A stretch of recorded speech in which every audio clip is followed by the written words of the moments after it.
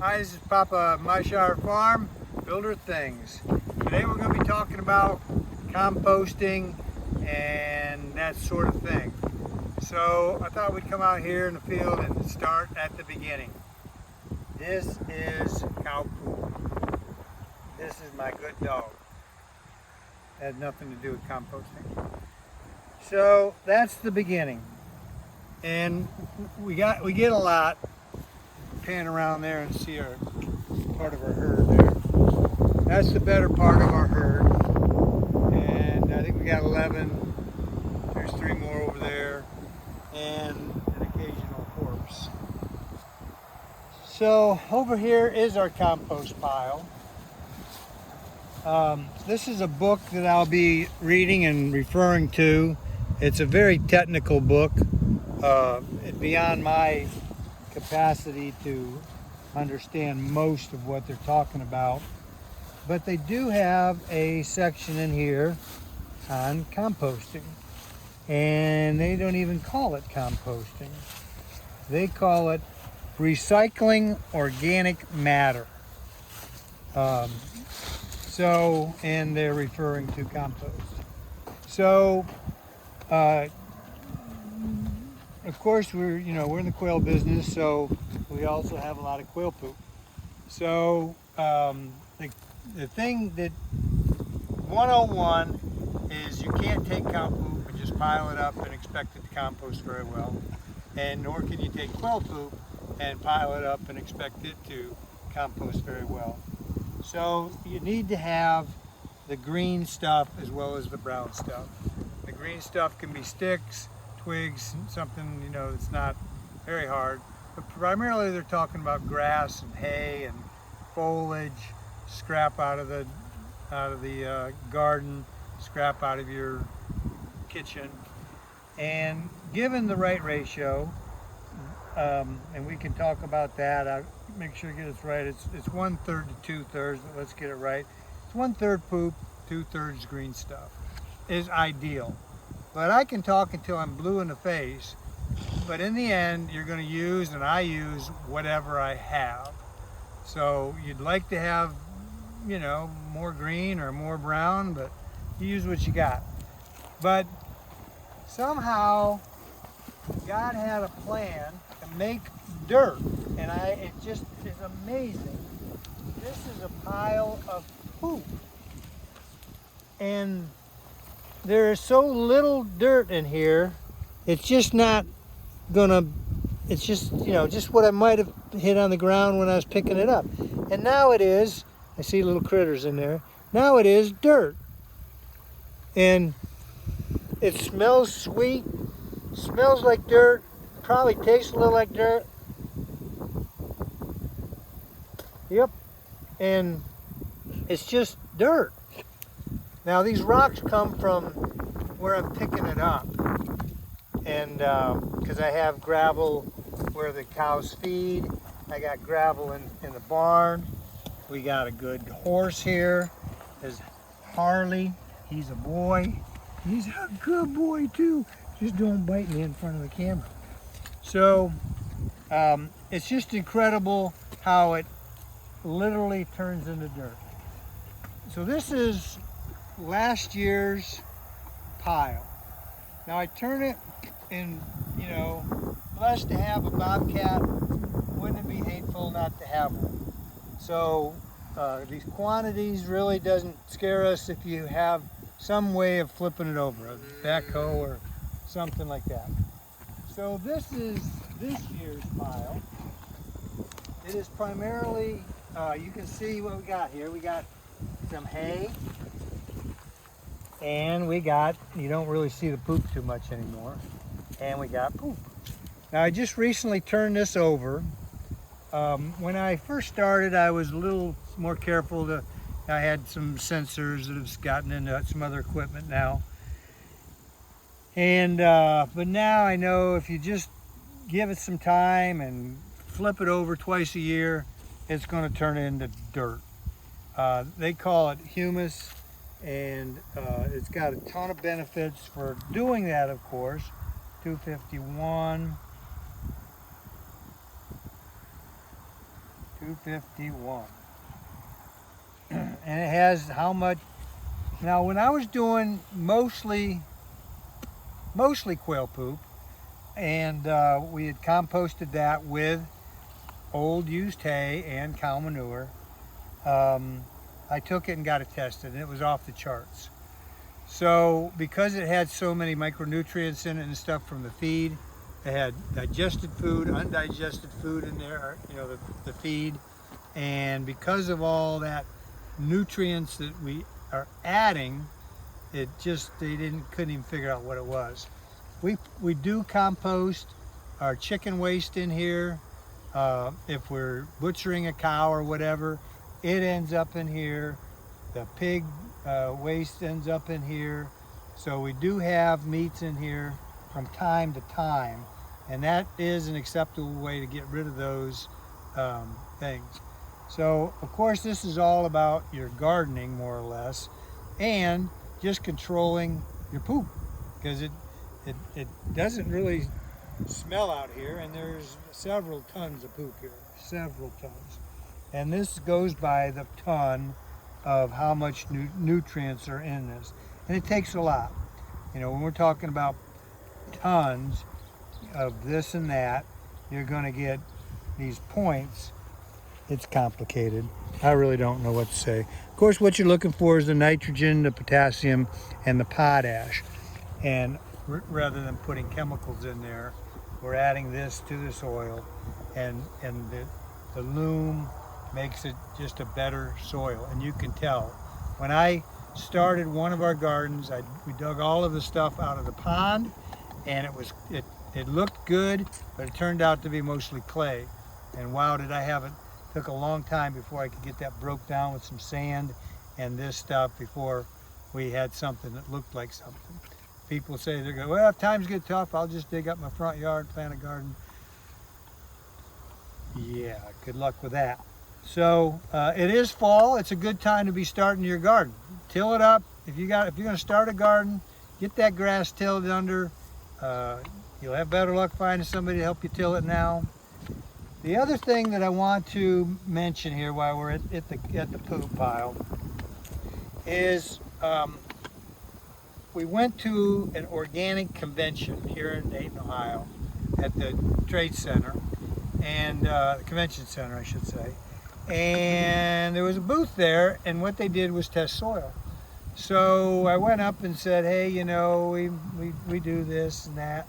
And there were all kinds of people selling compost there. But the first question she asked me was, do you deworm your animals? And I reluctantly sort of said, no, we do not. We do not worm our animals, deworm them. And she goes, oh, that's wonderful, because everyone here that's selling poop is a commercial something, chicken, pig farmer, whatever farmer, and they deworm those animals. And because they deworm the animals, the poop is dewormed, the compost is pre-dewormed. You put this dewormed poop in your garden that might have worms, you've just dewormed your garden. Wonderful philosophy. So, you know, some people want their meat dewormed, and I guess we do not. It's never been a problem. We've been eating it for 11 years now, and except for occasional one that might come out of my ear, it's really not a big deal. It's just, you know, one of those things. So, so that's it for the poop pile. So let's go up to the garden. We can get a little more specific here, I guess. I don't know. You know, again, you're going to use what you got. There are different ways of composting stuff, and I guess the newest fad right now is to put your grass or your leaves directly. Rex, no. Good boy. No. Come on. Right on the garden. So if you're collecting your grass, and of course then that depends on how much herbicides you're putting on it and pesticides you're putting on it and all those good things you're putting on your grass. that's an issue, you know, because that's not good either. That's the reason why we're growing the stuff in the first place, is not to be eating that stuff. But providing you're not doing that, if you're putting, and I've never done it. We've never kept our grass, you know. So, you want to walk or you want to drive up to the garden? No, walk so you can talk. Okay. So,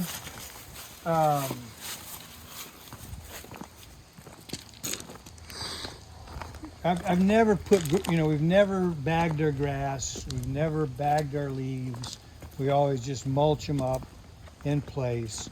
So I've never tried this grass, green grass, on the garden. But even this book refers to it as green manure. So as long as you're not putting too much on it, and you can get it, you know, laying on the soil as mulch, you'll have the benefits of mulch, you'll have the benefits of the nutrition as it composts, what they would call in here a shallow compost. And I guess there's, you know, they're saying it's okay. And here, the YouTube that I just recently watched, you know, they like it too, but they didn't refer to any of the herbicides or anything like that. So I would hope that they didn't do that on their grass before they put it on. So we will move, yeah, I think I have a yard bucket on my Bobcat, and we'll move in the neighborhood of 20 of those buckets up to the garden yearly. There was some concern about getting too much nitrogen in the ground, and what happens then is you get too much foliage and not enough vegetables, not enough tomatoes. You know, I mean, you get a pretty green. Now, in the greenhouse, when I was doing hydroponics, not aquaponics, but hydroponics, and we were introducing these chemicals into the water, the nutrition into the water, which are chemicals. And I did end up with too much nitrogen in the feed, and boy, it looked great in there, but not so good when it came to eating. So I think I've got this garden here balanced pretty well now. And the other day, I cut these weeds down. That's the other point I guess I would make is weeds love organic gardening. I mean, they just love it. And so do insects. They think it's wonderful. This idiot is not using pesticides. Come one, come all. So you got to stay up on top of the bugs. We've been really lucky. We have enough space that we can do a fair amount of crop rotation, which keeps those insects from, you know, accumulating in the soil, propagating and whatever they hide and do. But so I let that. This is 2 days. What's today? Tuesday. I think I did this Sunday. So this is already deteriorating quite a bit. And the root system, of course, has a lot of the nitrogen that's held, you know, being held in it.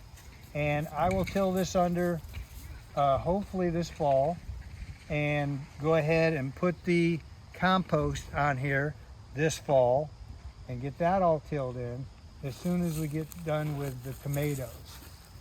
Now, I think we put out 60 tomato plants this year, and Lord knows we don't need that many tomatoes, but we have a large church family. So, and when we can, and we have some videos on that, and I don't think we've ever sent them out, but when we can, we then now have enough tomatoes that we don't have to be waiting around for tomatoes. We say, yikes, there's a lot of tomatoes out there, and we make our little assembly line, and we can a whole bunch of tomatoes at one time rather than waiting around, doing it 3 or 4 times. There's a lot of equipment that's involved. And then when we're done, we have 3 or 4 families at church, so we say, yep, it's your turn, and the next person's turn, and we still are wasting probably as many tomatoes as we use. But it's the 12th of October, is it not? Yeah. 12th of October, and we still have green tomatoes and nice tomatoes yet to eat. So, but this is starting to weather. And but today I was out here and I noticed that the stupid aphids, there's an aphid right there, or what used to be an aphid right there. The stupid aphids are on my tomato plants, and that really pisses me off. But we have a ladybug here that's just digging on them aphids. They think that that's wonderful to have aphids. Another ladybug here, another ladybug here. And surprisingly, or not surprisingly enough, when I was looking at the tomatoes, I didn't see any ladybugs. I see fewer aphids on this, because I was thinking about taking some of these suckers, and there's not a lot of them right now, but there's a few, and moving them into the greenhouse. So here is a sucker where this guy here V's and this guy's coming out. This is a sucker, and those little tiny hairs that are on that are potential roots. So if you would chop that off and put it in some water, and if you could have that water aerated, then it'll grow fairly quickly. You might want to pull some weeds off or leaves off, and you might want to YouTube that. It'd be something like that. When you plant that in, you'd want that sort of thing. So, and that would probably be another video. We're here to talk about poop. But it's late in the year to be planting tomatoes. You really need to get them into the greenhouse and producing before it gets cold, because they'll grow, but they won't produce anything until spring, in my experience. It's an unheated greenhouse, but it does stay above freezing. So I'll be mowing this down here tomorrow. I kind of left it up for the video. And you don't want this to get too woody. You know, the woodier it gets, the harder it's going to be to break down, and this is still very soft and pliable, and this will be some pretty good green compost. And I'll be taking these out fairly soon, give everybody one last call, and then I'll take up the cloth here. And this is real cloth. It's not what you'd find in one of the big boxes, some cheap stuff. And I don't waste my time with the cheaper material anymore. And these are some holes that were in this cloth. See, I bought it like that, and it was from a forklift or something.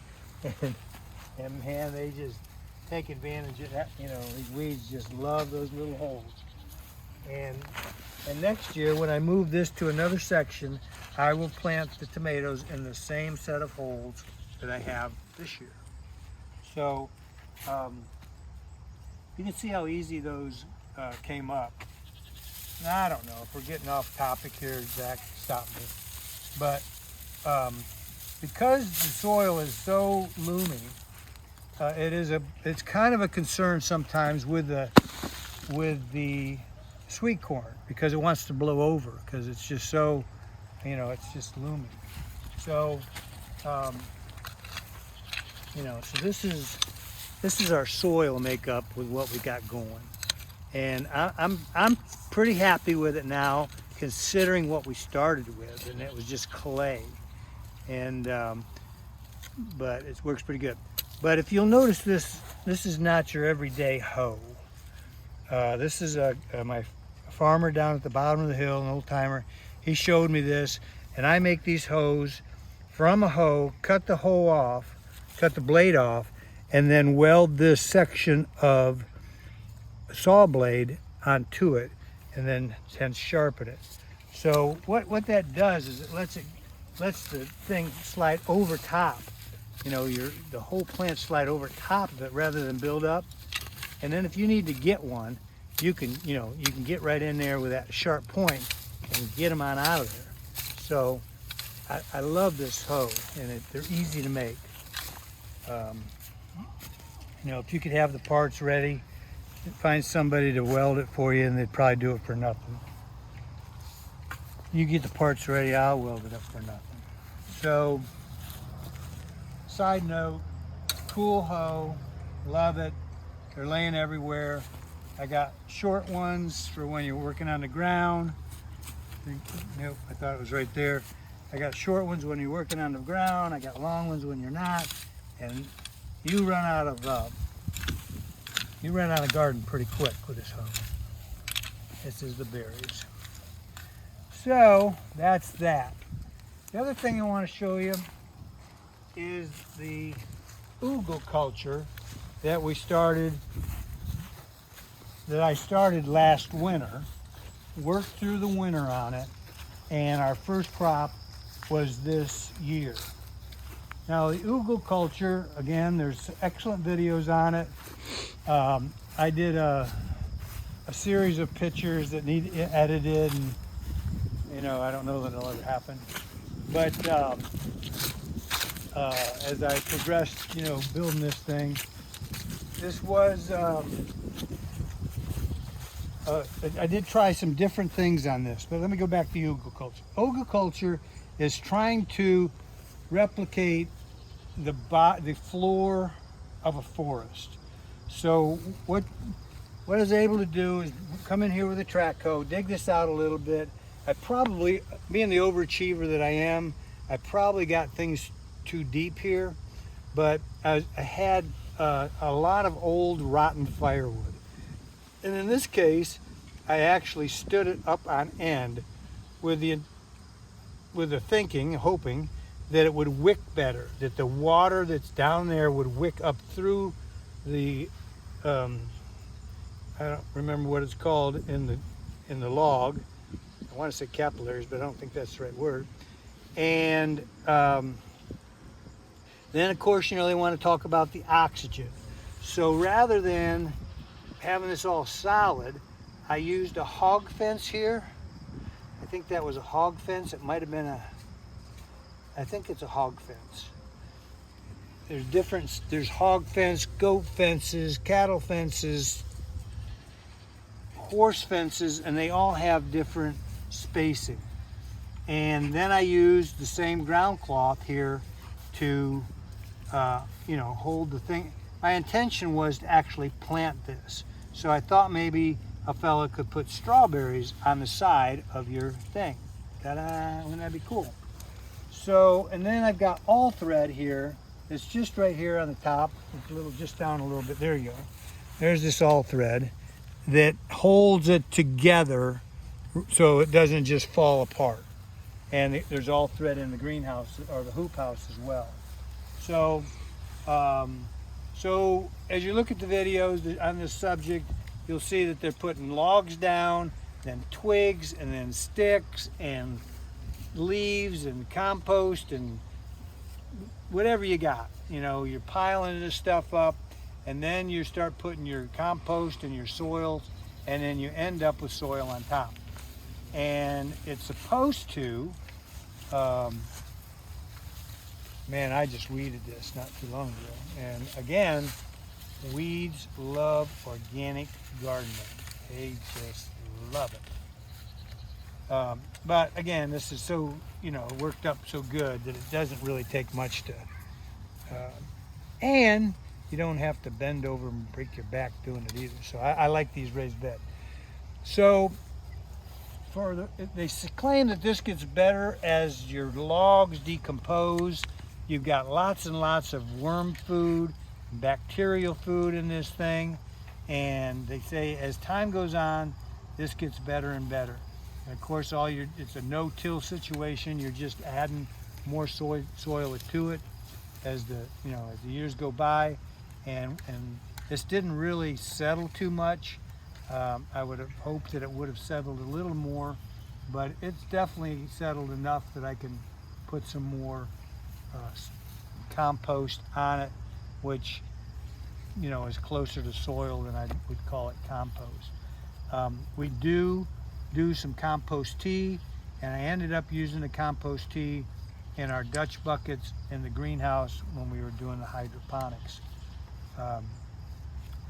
I've never tried aquaponics. I have some really smart friends that have tried it, and they failed at it. And I had 3 really smart friends that couldn't do it, and I've just saved myself. I just figured if they can't do it, then I probably can't do it either. However, I'm certainly tempted to give it a whirl. So we may do that. So I have 2 of these beds, and then I put this, these are cow panels over top. I did some really stupid math, and it was just embarrassingly stupid math. And so I ended up having to add a section of panels to get this thing high enough. And we said it was October, mid-October, but you know, this summer this thing was almost covered, and that was the intention.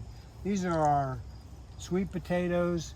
So I planted, and I guess I was just late on the draw training these things to try to go over top, and they kind of come in at the last minute, you know, to want to cover something, and we're just awful busy around here. It's hard to do everything we want to do.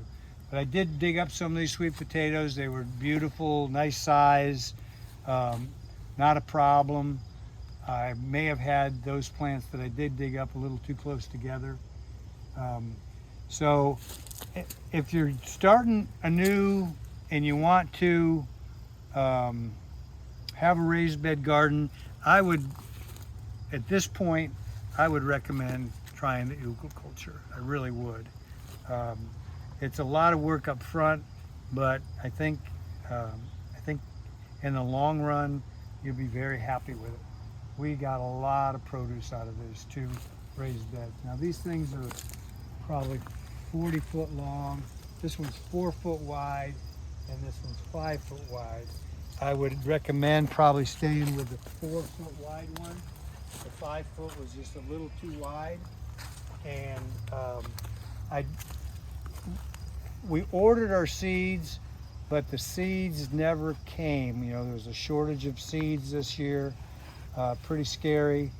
I ended up buying all these seeds at the big box, and eventually our seeds did come in, so we'll be able to use those next year. We do propagate all of our stuff in the greenhouse, which is there. That's the greenhouse there. And I have a little propagation setup and a light box and all kinds of fancy stuff that we don't really use. This is our hoop house, and in here we got, I started digging this out, and so I could put some more new soil in here, my compost, and I'm tempted, and if I have time, I will dig this out more and do a little oogle work in here. The other thing that they claim that the Hugelkultur is for, because these logs are in the ground, they're going to get saturated. And if you've ever tried to pick up a wet log, it stays wet forever. It's just enormously full of water and heavy. So that's our Achilles heel up here. We don't have a lot of water to waste. And so if it would help with the watering, that would be fantastic. These guys here were volunteers. They were just, our lettuce did go to seed, and so the seed fell, and where it gets watered from, you know, not by us, and you can see how much nicer the situation is where you can, you know, where it's just natural water, and where I water it, it's just so much more wet here than it is here. But so I dug these out, and just dug them out and transplanted them, thinking, well, you know, you never know, maybe we could. And that was, I don't know, a week and a half ago, and by golly, I think they're going to make it. They look pretty sad the one day that I forgot to water them. These are garlic that I put in. Somebody from California, I can't think of their name right now, but God bless them. I must have said something about the garlic and they sent Shannon. me. Shannon? Shannon Robinson. Is that right? That's right. Shannon Robinson. Zach remembers her name. And thank you so much. That was just, I mean, I cried. And when I picked them up this fall, I held them close and I said, my precious, you know. So I got them planted this fall, and they're starting to come up already. I'll get some mulch on them. I'll lower down the walls here, and that was a gift that I will always remember, and that's the sort of stuff I appreciate. And I appreciate you just making the effort. Sometimes I make these promises and don't follow through, but you did, and I do appreciate it. These here are carrots over here, and haven't pulled any out in a long time because I pulled some out. They didn't do well when I stored them, and so I was reluctant to pull any more out. I was hoping for a whomper, but wasn't a whomper. But this is a darn good carrot, I'll give you that. So, I don't know much about poop, I guess, but I sure did enjoy showing you around the gardens. And if you have any questions or something that we want to look at further, I'd be happy to do it if you just give us a comment. So, this is my Shire Farm, Papa Builder Things. Hope you enjoyed the video, and I reckon we'll see you next Tuesday. So, ciao.